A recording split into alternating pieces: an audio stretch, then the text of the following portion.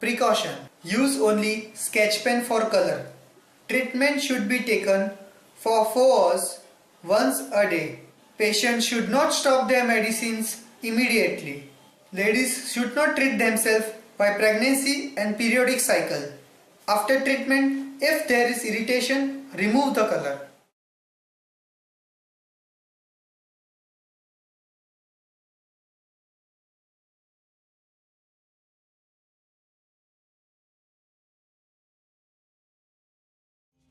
नमस्कार दर्शकों, मैं हूं केतन चावड़ा।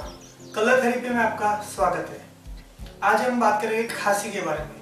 अगर आपकी खांसी पुरानी है तो कलर थेरेपी में इसका बहुत ही आसान सा ट्रीटमेंट है। इसके लिए आपको एक ब्राउन कलर की स्केच पेन लेनी है और आपके लेफ्ट हैंड साइड के फर्स्ट फिंगर पे यहाँ एक डॉट करना है,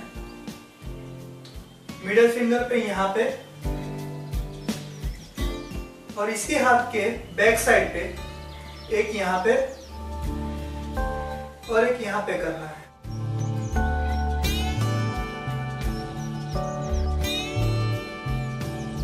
धन्यवाद।